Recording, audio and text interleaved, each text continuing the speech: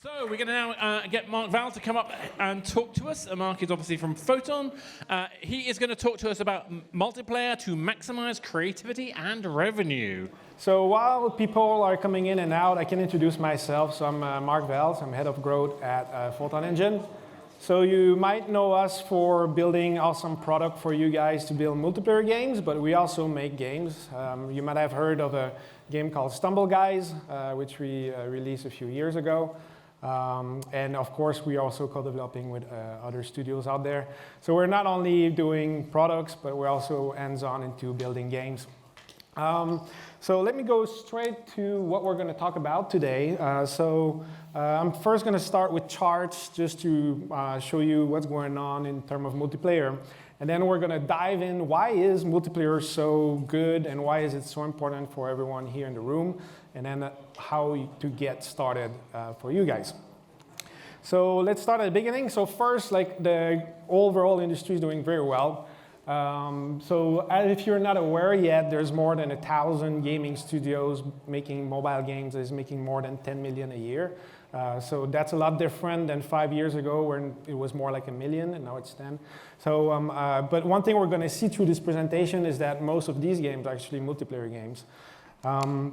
So as we dive a little bit deeper, what's going on with pixelization? That's quite intense. All right. So anyway, this is the top game. So we have downloads, consumer spend, and MAU. And if we apply the multiplayer filter, we're left with only multiplayer games. So as you can see on the right, the most popular games in terms of monthly active players are multiplayer games, including Stumble Guys, which is number 8. Yeah. And as we move more to downloads, like people will say, well, multiplayer games, why would it be in the download as well? Well, actually, we are up there. So it's not true that if you have like millions of downloads that you should be careful regarding how to manage your game. And if we dive in a little bit deeper and we look at every subcategories, I'm sorry, cannot read very well, but you're going to see that pretty much the #1 games in every single category has some RPG in it. And RPG obviously comes from multiplayer, comes from being impersonating someone or being part of a group and participating socially with others. Again, with the multiplayer filter, we can see that there's some opportunities there right away. Some of these #1 games are still not multiplayer. They do have your friends, your social life. You can some of them have a chat. But what I consider a multiplayer game is real-time gameplay. So eventually, I can already predict that in 3 to 4 years, all these games that doesn't have multiplayer will be gone. It will be something that really put people in real time that's going to replace them. And that's something we have seen every year. That chart, like 5 years ago, there was 1, and now it is more and more and more and more. And so if we look at the launch cycle, so we can see that hyper-casual games are sort of like gone, right? But what we can see, though, is that the RPG bar is getting a little bit bigger, right, with time. So we can see that there's more multiplayer games coming, but there's still not enough. So we need more multiplayer games to satisfy what the players actually want. And some key milestones that are very important for you to know regarding like mobile is that the world is getting extremely connected, right?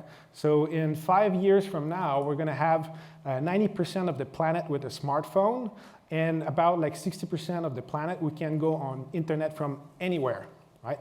So it means it's mobile is super ripe for multiplayer.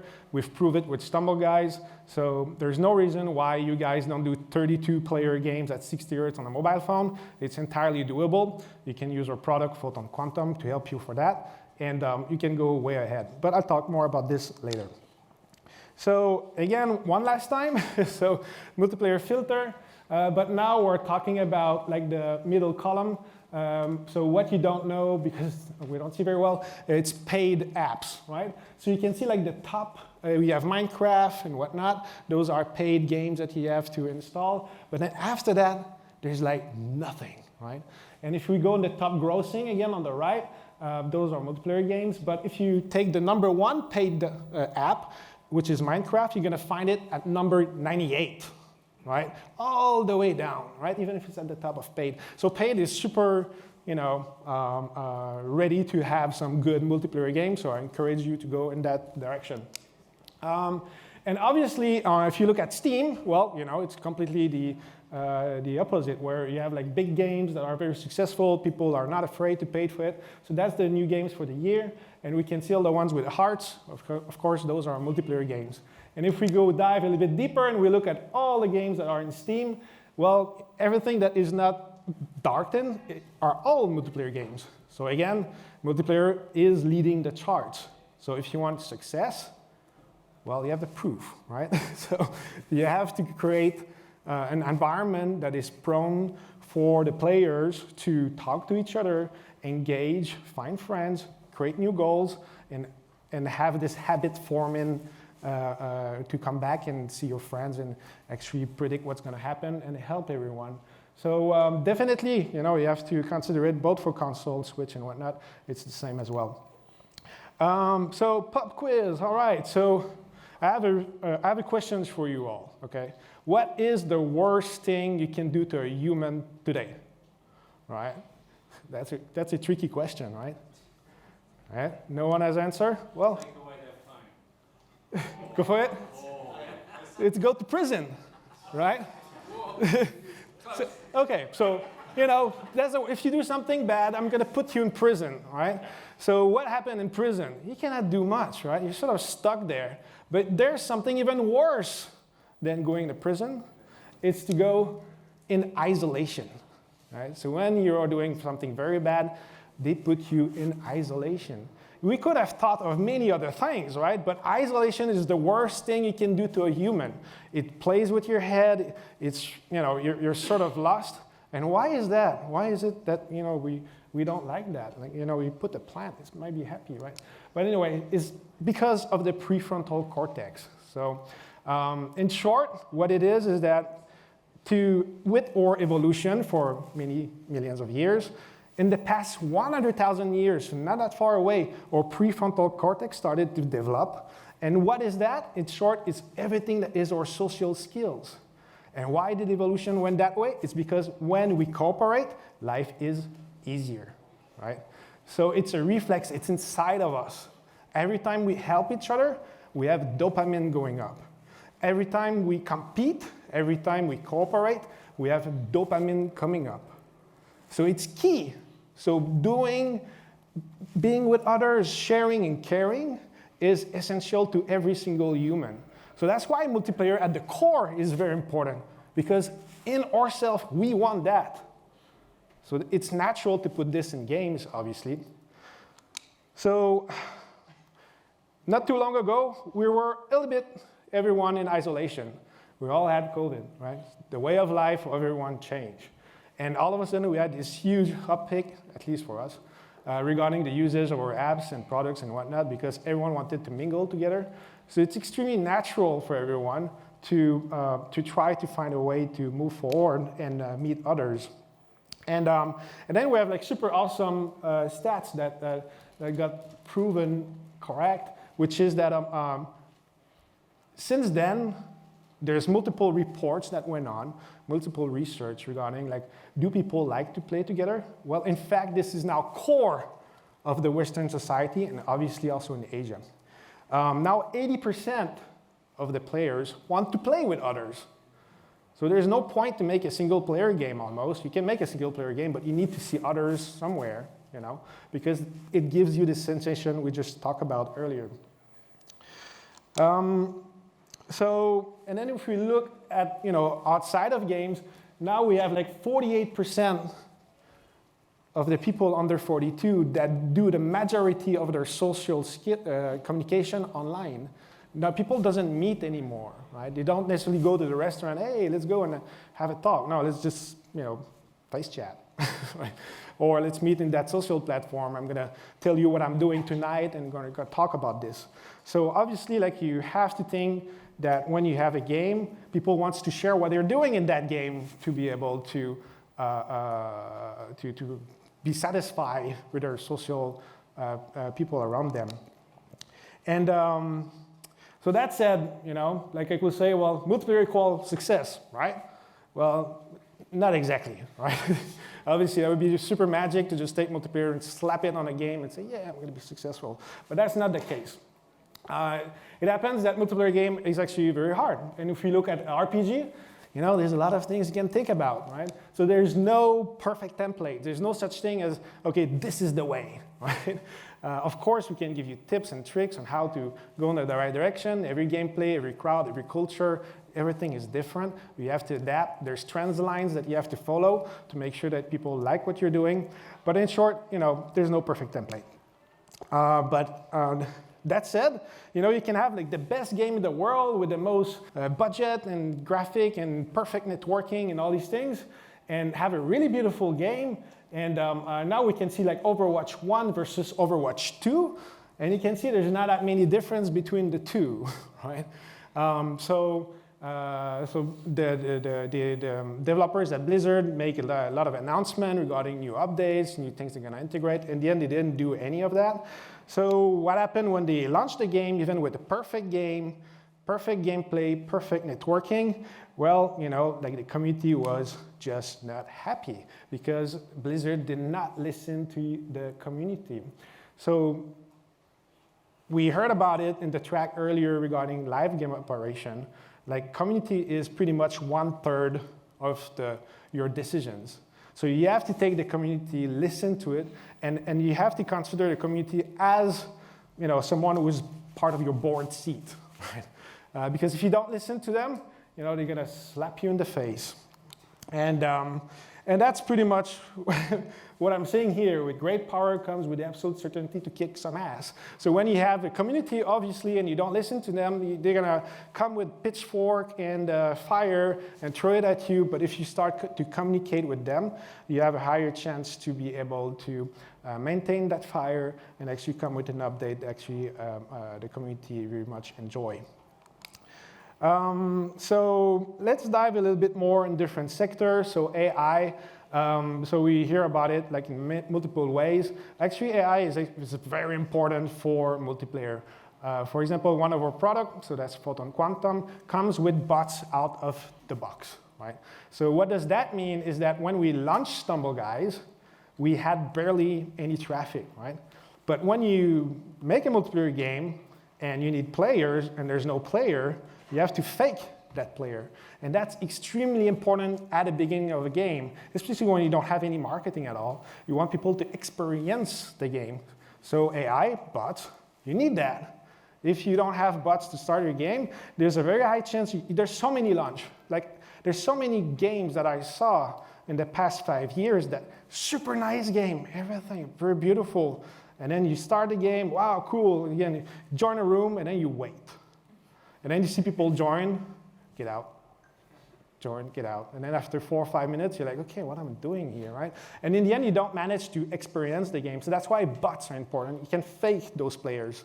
And as you dive into matchmaking and how to use machine learning in other areas regarding how to understand the behaviors of your players, what are they doing in the game, you can actually create matches that are perfect, where people really enjoy. Because you need this balance of players that wins, but also need to lose. If you win all the time, it's the same as losing all the time. So you need to balance these things very well so that the match are perfect.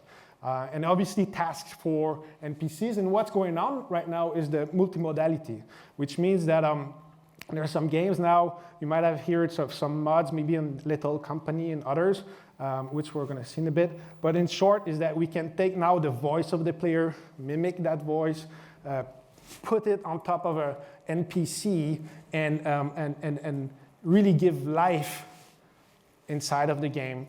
And it push this cooperation between bots and players to really another level. And obviously, like we can say, well, you know, like at least for myself, I can say that AI helps me in various ways to go faster in both development, production, and whatnot. But when I speak to hardcore developers, they say, well, all of that is rubbish. It doesn't help me very much.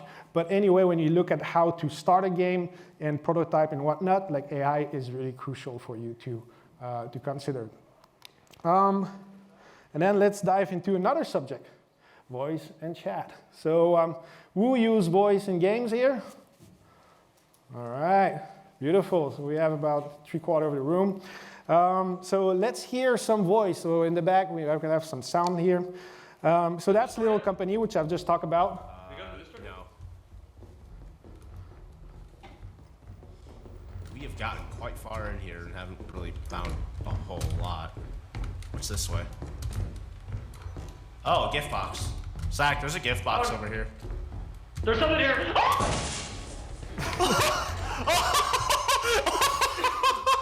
Okay, that's it. So what happened here, right? So That fucking scream! Sorry. Oh my god! all right. So what happened here, right? So fear is part of us, right? The same as what I was talking earlier regarding social. When you're into an ambience where you hear others, you don't know much what is happening, right away you're on your computer, on your phone, I don't know, and you're already shaking, and you don't, and you don't do much. And then when you are with others like this and you cooperate, voice is essential.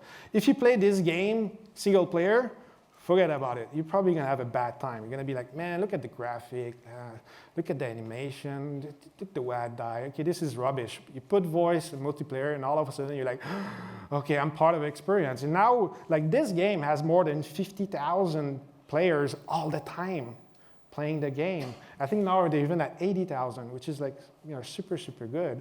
And that's really good from an indie team, right? It's just one guy building a game, launch it, but you do it properly. And if you look in VR, there's another game called Phasmophobia.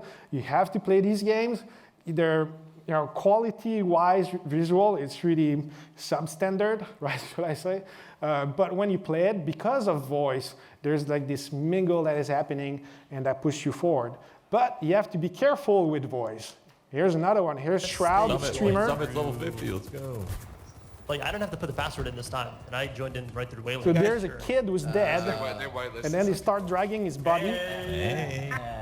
What's going on? What is going on What the here? hell, you guys? What Get is out of going me! on here? Stop it! What the? Stop it! Stop dragging me! So obviously voice can be used at many flavors, right? And we don't necessarily want that in the game. So you have to be able to not only being able to squelch the swearing, squelch when people try to, get you out of the game to do something else. And obviously there's kids that are playing in there in these games, and we have to take care of them. So voice actually adds a big layer of responsibility. And that's something you really have to consider before moving forward in those directions. What I would suggest is that if you want to make like tippy-toe steps toward voice, is that you first start with white labeling, bubbles, which is like I want to say, I'm getting attacked, and just press a button, it says, I'm getting attacked. A bit like how Apex is doing on others. And then you can add voice or chat and later voice. But essentially, you need to have like some ways to flag the players that are not behaving properly, being able to block other players, block group of players. So you need to give these tools to the players so that they can actually have fun. And it's very essential. So if we move on a little bit, like I just said, it's very important to have security and whatnot. And if you want to implement voice or chat, obviously we have this. So us at Photon, we care very much. So we have a community shift for chat, which is going to filter all these things. And then soon enough, we're going to have TuxMod and others service that are plug and play so that you don't have to think about it. You just press a button, check mark, all of this is done, and you can move forward. So that said, well, when you want to have success with your game, it's really important you think about the players, but also streamers. So for example, for us at Stumble Guys, we considered that factor of streamers, and it really, really, really helped us a lot. So why is it? So for those who are not aware what is Stumble Guys, it's more or less like an elimination game. So you start 32 players, and then you have 16 players, and 8, and then you have a winner. And as part of the game, there's tournaments. And so we build our own SaaS service tournaments that everyone here can use today. But what we did, which was great, is that we gave the keys to create tournaments to the streamers. So then the streamers, after that, were able to create their own tournaments, tell their community, hey, come, next Friday, we're going to have a super nice tournament. And then those tournaments had 60,000, 80,000 people coming and playing. And that was really helpful to have this hockey stick as part of Stumble Guys. Without any ads, all of a sudden we had millions of people playing. So you have to understand the behaviors of your player. You have to understand the behaviors of your streamer. You have to empower them to be in control and being able to create good content. So yeah, it's all about habit design, right? Before we had the live abstract, so essentially like the core of live ops is to create habits. And those habits can be both for the players and outside of the game as well. Those habits that you have to create for those creators so that they know that they're going to be able to plan ahead and actually have this cycle of life where they create content for themselves or for their group or for their clan, but also outside of the game so that they are able to attract like proper players. So a bunch of tips, but those are more related to monetization. But in short, like you have to consider these points to be able to start to monetize properly. Because in the end, yes, you have a multiplayer game. Yes, you have people are enjoying it, but you want to pay the bills. So you can definitely, you have to consider all these points. And it's still true today that if you translate your game in 6 languages, French, English, German, and whatnot, you're going to reach about 80% of the players out there. So do these things, and and you're going to be able to move forward. Wow. Hold on. Yeah. Okay, sorry, I was out of it. So Photon, right? So our goal is to make multiplayer simple. Right, so that you guys doesn't have to think about latency that we just heard about, so that it's abstracted for you, all of you guys, so that you can actually concentrate in building a good game. And when I say abstracted, it's abstracted in so many layers. So it can be client-side prediction, the lag compensation that we've heard about earlier, which are more technical terms. Well, those are pretty much like embedded in the tool so that you don't have to think about these things very much, and you can just move forward and build a good game. And so we came up through the years with what we call the quadrant. So the quadrant is the 4 topologies / architecture that you can pretty much build any kind of games, right? So server-side games or physics games. So just to clarify a little bit, so everything that is in blue is called states transfer, which is like snapshots are sent to the players. And on the top right is something that people doesn't know very much. It's called determinism, which is based on physics. So for example, if I have this remote here, but you know that if I open my hand, it's going to fall down, right? So the only thing you need to do or to know is the input of me, opening my hand, and it will fall down. So that's more or less how the principle of determinism works, which means that we've heard about like kicking a ball. Well, that's the same thing, which is that if the physics engine is part of the networking scenario, you're going to save a lot of time regarding the transfer, the bandwidth, and all these elements. But also, it's going to be much easier for you to build your game because in the end, you just have to build a single-player game, and it's multiplayer by default. Right? So these engines will get you very, very, very, very far. And so yeah, quantum, exactly. So that's what I just talked about. So that's a bit more in deep. So what it is in short is that, for example, in Unity, you have the simulation. So all of this simulation is based in quantum, and it's very optimized. It runs on the switch very well at 60 frames per second. And but then if you look at Unity, the only thing Unity does there is the renderer. And that's it. So you end up with an engine that's extremely performant that can run pretty much anywhere. And to make it easy for you, so sorry you don't see it on the left here, but we do many samples. So our goal is to give you the best practice, right, to get you started. So if you are making a first-person shooter or a battle royale game, or if you're making like a racing game or a platformer, we pretty much have all these different kinds of gameplay / mechanics to get you started. And the thing is that that's really what we have to focus on for you guys, so that you don't have to think about how I'm going to make this character jump, right? And think about this whole latency and round robin we've heard about earlier. And Stumble Guys, which I've talked about earlier, is coming from one of our samples. So we actually took one of our samples, built a game with it, and now, as you know, it's everywhere. People like it. So, so if we can do it, you guys can do it too, right? And that was a small team, by the way. There was three, 4 people working on the game, launching it, and supporting the game for a year before Scopely took it. And so that's made in Quantum. So as you can see here, we have wheels, we have like shooting and all these things. So that's part of a sample. So you have like so many mechanics that are put in one to get you started and go faster. And here's another one of our samples, which is more recent. So this one is called Simple FPS. So it's really the bare minimal of how to make a first-person shooter. Again, it comes with all the best practices. And if you want to go like one level higher, then we have VR 200, so that's 200 players put in one. You can fly, you can drop guns, you can, there's leaderboards and all these things that is part of it.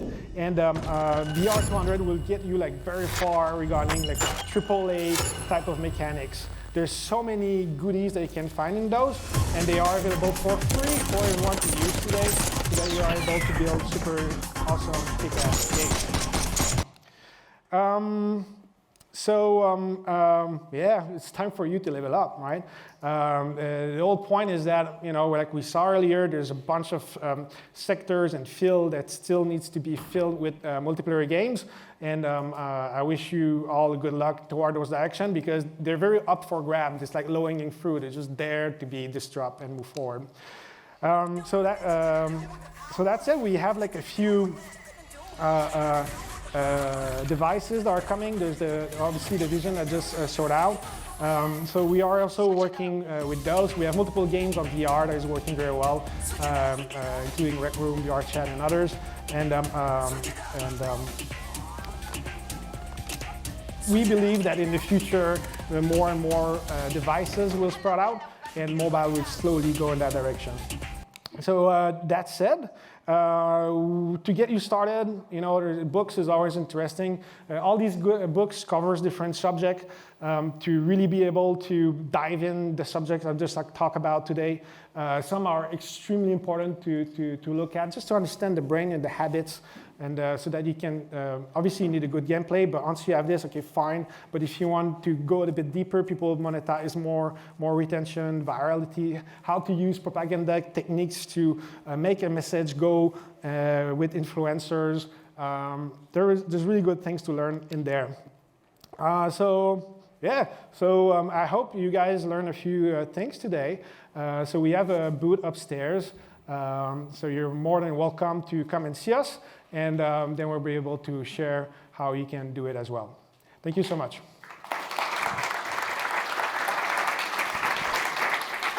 And thank you very much. So thank you, Mark. Has anyone got any quick questions?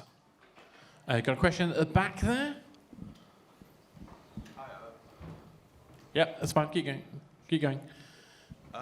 Do you think there'll ever be a real return to like couch co-op and like local multiplayer? Oh yeah, it's always there. Because I feel like it's kind of like we've definitely moved past that, but I feel like it's an evolution of that. So couch co-op, like you can look at the Remnant 2 and also like at the Gears of War and all these things. So what I'm seeing now is like a couch co-op, yes, but you can compete in your couch co-op, right? Which means that, okay, I finished this level in like 4 minutes 32, or we're positioned like 50,000 in the world. Oh man, how can I do that better? And then you replay. So you come back to this habit forming, which is more about like being a group together and try to work as a team. So for example, there's a spaceship game that is coming shortly, which is pretty much that, where you're all in your spaceship, everyone has their roles, and there's a lot of coordination. Obviously, you can do it from being everyone to their own couch, right?